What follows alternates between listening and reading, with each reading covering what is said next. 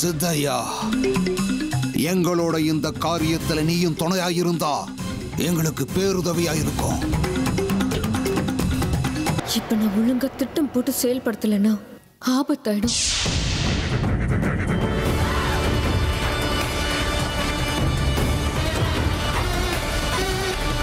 கேரண்டியா நீங்க என்னோட அமிர்தா தானே? ஏன் கேக்குறேன்னா, என் அமிர்தா என்னைக்கும் இந்த மாதிரி கேள்வி கேட்டதே இல்லைங்க. கேட்கணும்னு மனசுக்கு தோணுச்சு, அதான் கேட்டுட்டேன். ஒருவேளை தப்பா இருந்தா மன்னிச்சிடுங்க. உங்களை மன்னிக்கலாம். ஆனா ஆனா என்ன? நான் இப்ப உங்களை மன்னிக்கணும்னா 1 இல்ல 2 இல்ல 4 முத்தம் செலவாகும்.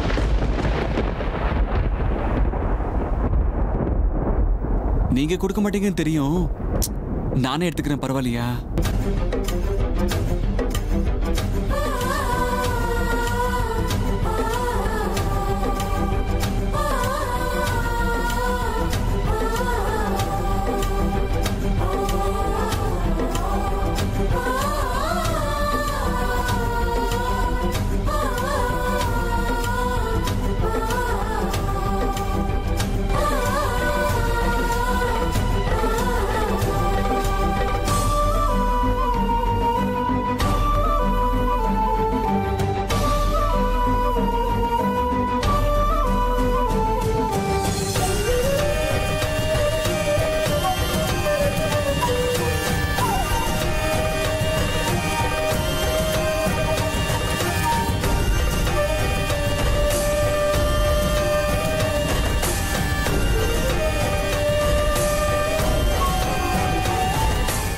அர்ஜுன்,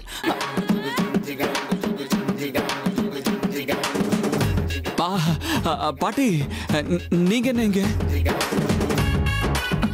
அது புருஷன் பொண்டாட்டி 2 பேரும் தனியா இருக்கும்போது நான் வந்து அதுக்கு எடுத்துட்டேன் போல இருக்கு. தயவு செஞ்சு என்ன மன்னிச்சிருப்பா. நீங்க தான் செல்ல பாட்டியாச்சு. So granted. டேய், இந்த மழுப்புற வேலையெல்லாம் அப்புறமா வச்சுக்கோ. முதல்ல கீழே இறங்கி வா. அமிர்தா, நீயும் சீக்கிரமா ரெடி ஆயிட்டு கீழே வாமா, எல்லாரும் காத்துக்கிட்டு இருக்காங்க.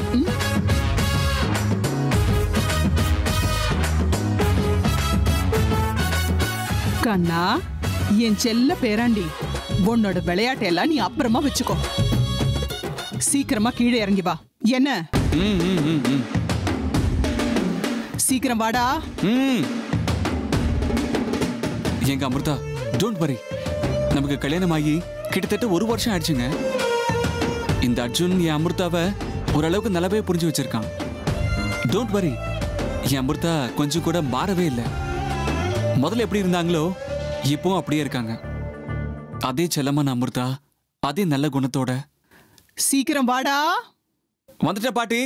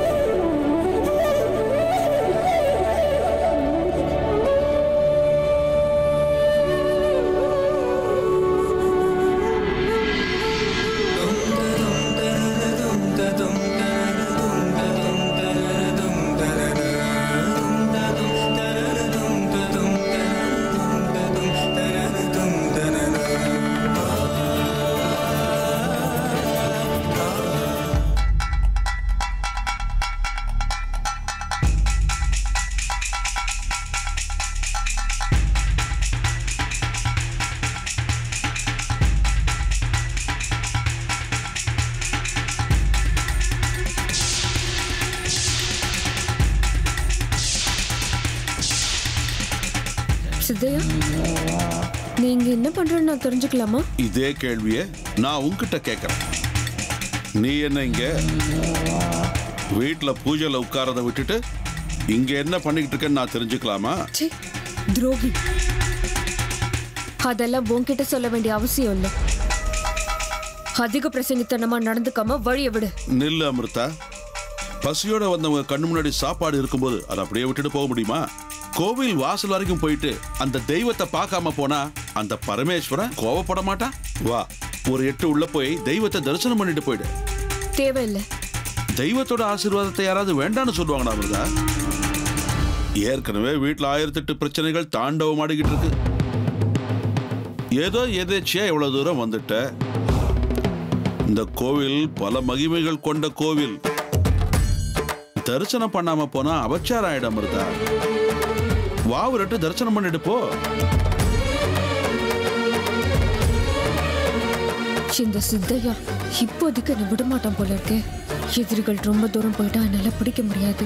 முதல்ல இவன் கிட்ட இருந்து தப்பிச்சாகணும். ஏதாவது பண்ணி இந்த சித்தையா கிட்ட இருந்து தப்பிச்சாகணும். இவனை சமாளிக்கணும்னா இவ கூட கோவிலுக்கு போகணும். இவன் கிளம்பினதுக்கு அப்புறம் அங்கிருந்து எதிரிகளை பின்தொடர்ந்து போகணும். ஆமா, அதான் சரியா இருக்கும். என்ன அமிர்தா, தெய்வத்தை தரிசனம் பண்ண ராசி பலன் பாக்குற மாதிரி தெரியுது. அதெல்லாம் ஒண்ணும் இல்ல, வா. ஆமா,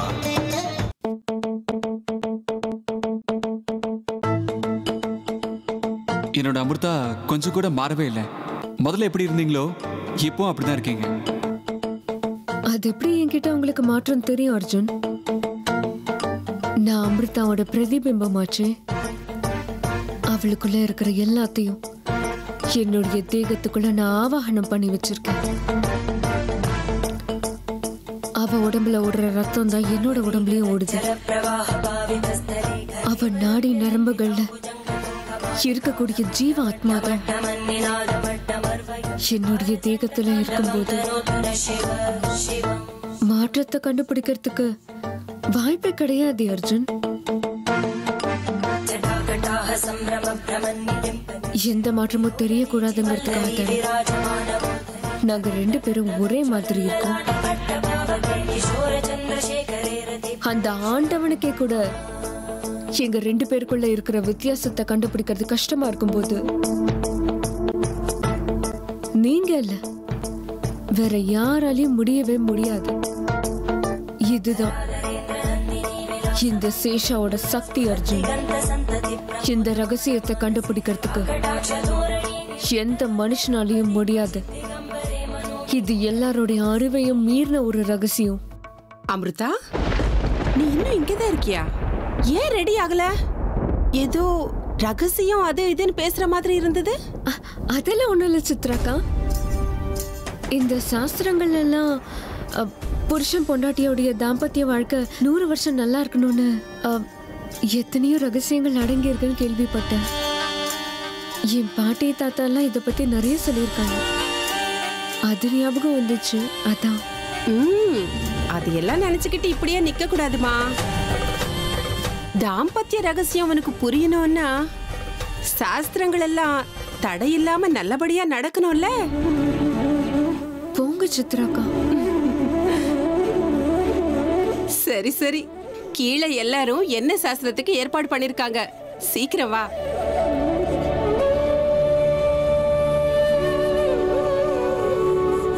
அமிர்தா, என்ன எதையோ யோசனை பண்ணிட்டு நிக்கிற? ஒண்ணும் இல்லக்கா, அது எனக்கு எல்லாம் புரியும் அமிர்தா. உனக்குள்ள ஏற்படுற பயம், அச்சம், தயக்கம் எல்லாமே எனக்கு நல்லா புரியும். நீ உன்னை தெரிஞ்சுக்கோ. நீ எதுக்கும் பயப்பட வேண்டிய அவசியம் இல்ல. இது ஒன்னும் உண்மையான கல்யாணம் இல்லையே. உண்மையான கல்யாணம் எப்பவோ முடிஞ்சு போச்சு. நீ பயப்பட வேண்டிய அவசியமே இல்ல. இதெல்லாம் சும்மா சாஸ்திரத்துக்காக செய்யறது. எல்லா சாஸ்திரத்தையும் நல்லபடியா பண்ணிக்கலாம். வா. என்ன வெறும் சாஸ்திரத்துக்கு தானா?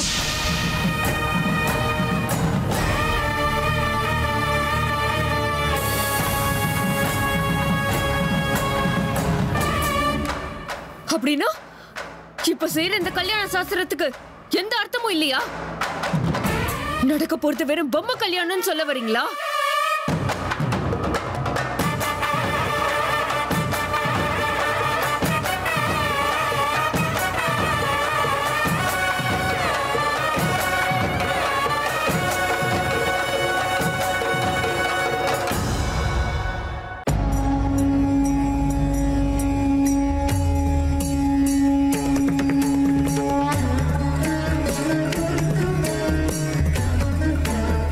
பரமேஸ்வரா, இது வரைக்கும் என்னெல்லாம் நடந்துச்சோ, இதுக்கு மேல என்னெல்லாம் நடக்க போகுதோ எல்லாத்துக்கும் நீதான் சாட்சி.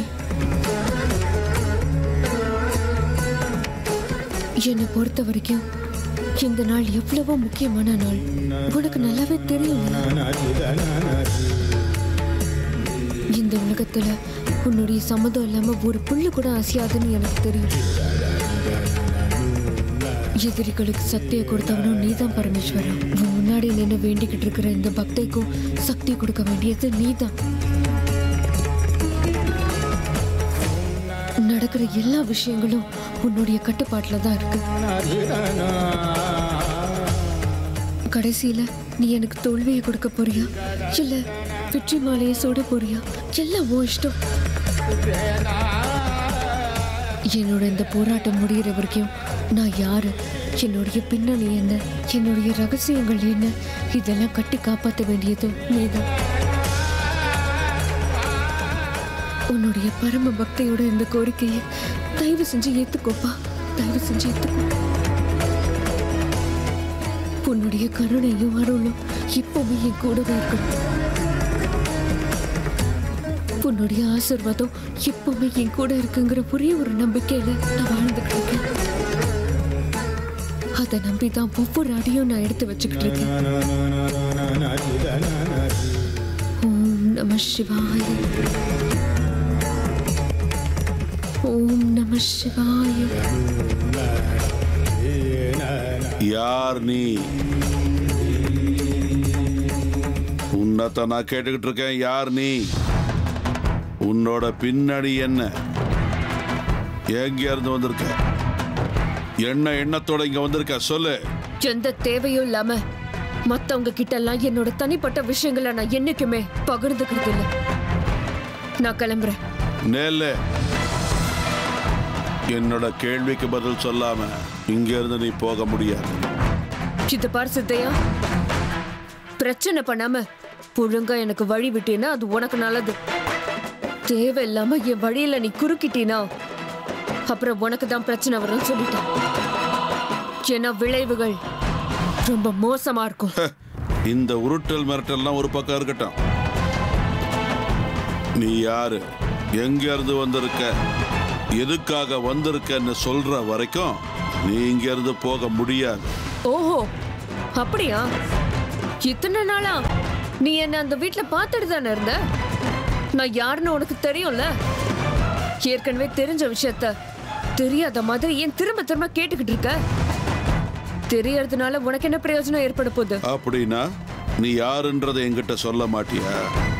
சொல்ல வேண்டியதெல்லாம் சொல்லி முடிச்சாச்சு. சரி விடு, நீ சொல்லலன்னா என்னவா? நீ யாருங்கிறத நானே உனக்கு காட்டுறேன்.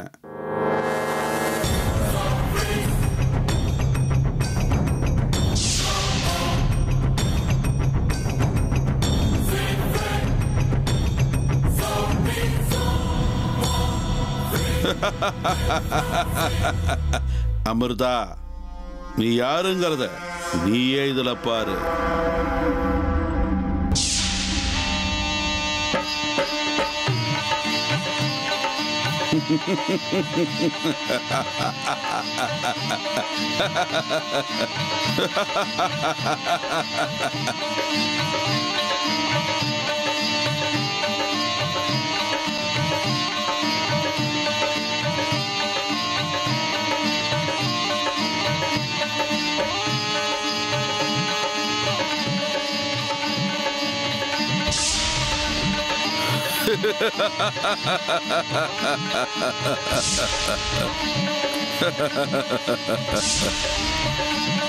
பாத்துக்க அமிர்தா, பாத்துக்க.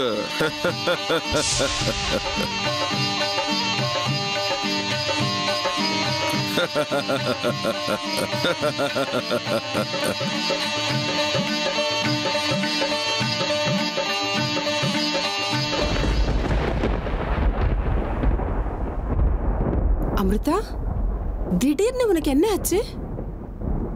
இல்ல, நான் எதுவும் சொல்லக்கூடாதது சொன்ன மாதிரி என் மேல இவ்வளவு கோவப்படுற? என்னமோப்பா, ஒரு சில நேரத்துல உன் நடவடிக்கை எனக்கு சுத்தமா புரிய மாட்டேங்குது. அது மன்னிச்சிடுங்கக்கா, இது கல்யாணமே இல்ல, வெறும் சாஸ்திரத்துக்காக தான் பண்றோம்னு சொன்னீங்கல்ல, அதான் என்னையே அறியாம நான் கோவப்பட்டுட்டேன். தப்பா நினைக்காதீங்க அக்கா. மனசுக்குள்ள அவ்வளவு சந்தோஷத்தை வச்சு இங்க நான் தயாராயிட்டு இருக்கும் போது நீங்க திடீர்னு இப்படி பேசினா எனக்கு வருத்தமா இருக்காதா? அமிர்தா, கோபத்துக்கும் வருத்தத்துக்கும் ரொம்ப வித்தியாசம் இருக்கு. நீ இப்போ என் மேல காட்டினது வருத்தம் கிடையாது, கோபம்னு புரிஞ்சுக்க முடியாத அளவுக்கு நான் ஒன்னும் முட்டாள் கிடையாது.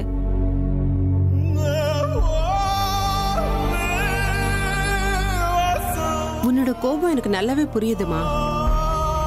அர்ஜுனை கல்யாணம் பண்ணிக்க நீ எவ்வளவு எல்லாம் கஷ்டப்பட்டேன்னு எனக்கு தெரியும். நீங்க 2 பேரும் ஒருத்தரை ஒருத்தர் எவ்வளவு விரும்புறீங்கன்னதும் எனக்கு நல்லா தெரியும். ஆனா அர்ஜுன் மேல நீ இந்த அளவுக்கு பொசசிவா இருப்பேன்னு சத்தியமா நான் எதிர்பார்க்கல. அக்கா, என்ன தப்பா நினைக்காதீங்க. நீ இதுக்கு மேல எதுவும் சொல்ல வேண்டாம் அமிர்தா. எனக்கு எல்லாம் புரியுது. நீ இந்த சாஸ்திரங்களை எல்லாம் எந்த அளவுக்கு சீரியஸா எடுத்துக்கிட்டு மனசார செய்யறன்னு உன்னோட இந்த கோபத்திலேயே எனக்கு புரியுது. உண்மையிலேயே எங்க அர்ஜுன் மேல இந்த அளவுக்கு அன்பையும் மரியாதையும் நீ வச்சிருக்கிறத பார்க்கும்போது எனக்கு மனசு நிறைஞ்சு போச்சு. இனிமே எதை பத்தியும் நீ கவலைப்படாத. உங்க 2 பேருடைய காதல் உங்க உறவை கடைசி வரைக்கும் நிச்சயம் காப்பாத்தும். என்னைக்கு இருந்தாலும் எங்க அர்ஜுனுக்கு இந்த அமிர்தா தான் ஜோடி. இந்த ஜென்மத்திலையும் அடுத்த ஜென்மத்திலையும் என்னைக்குமே உங்க 2 பேருக்கும் நடுவுல 3ஆவதா ஒருத்தரோட நிழல் கூட நுழையாது.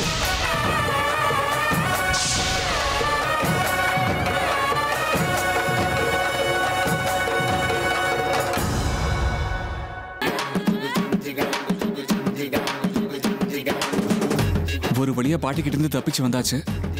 சும்மா சாஸ்திரம் சாஸ்திரம்னு சொல்லி கீழே உட்கார வச்சுட்டாங்க. ஆனா எனக்கு என் பொண்டாட்டி பக்கத்துல இல்லைன்னா என் மனசு துடிக்க ஆரம்பிச்சிருது. இவங்களுக்கு உங்க சாஸ்திரம் தான் பெருசு. சரி வா, எல்லாரும் கீழே காத்துக்கிட்டு இருக்காங்க. நீங்க போங்கக்கா, நான் வந்துடுறேன். சீக்கிரம் வந்துரு.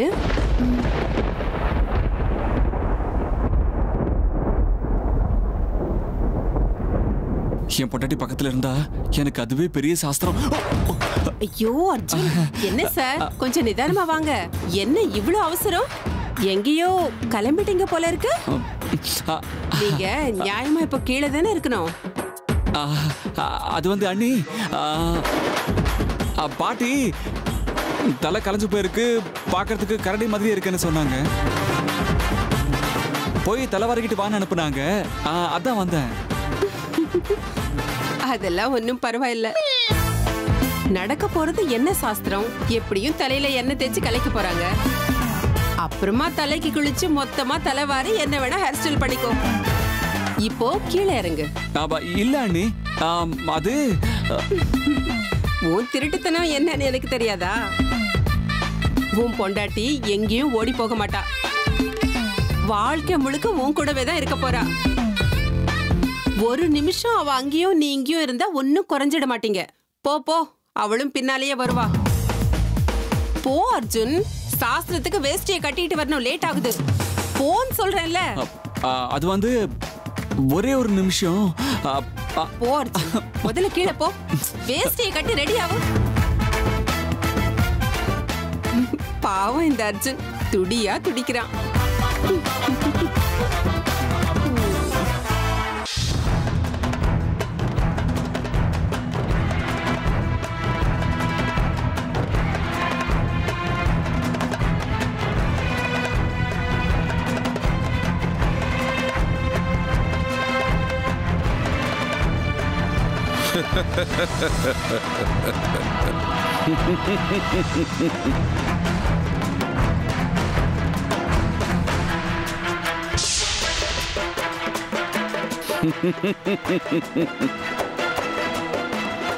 என்ன அமிர்தா, உன்னை பத்தின உண்மையை உன்னாலேயே ஜீரணிக்க முடியலையா? எல்லார்கிட்டையும் இத்தனை நாளா காப்பாத்திட்டு வந்த ரகசியத்தை கண்ணனில பார்த்த உடனே அதிர்ச்சியா இருக்கா? என்ன வார்த்தையே வரமாட்டேங்குது? இந்த சித்தையாவோட மனக்கண்ணுக்கு தெரியாத ரகசியங்கள்னு எதுவுமே கிடையாது. உன்னை பத்தின உண்மைகளை மறைச்சு விலகி போயிட்டனா உன்னை பத்தி யாருக்குமே தெரியாதுன்னு நினைக்கிறியா நாகராணி?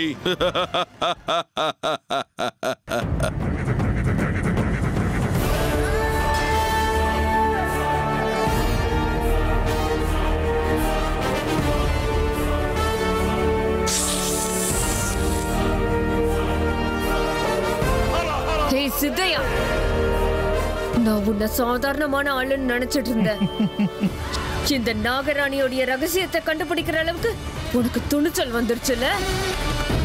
சொல்லு, நீ யாரு?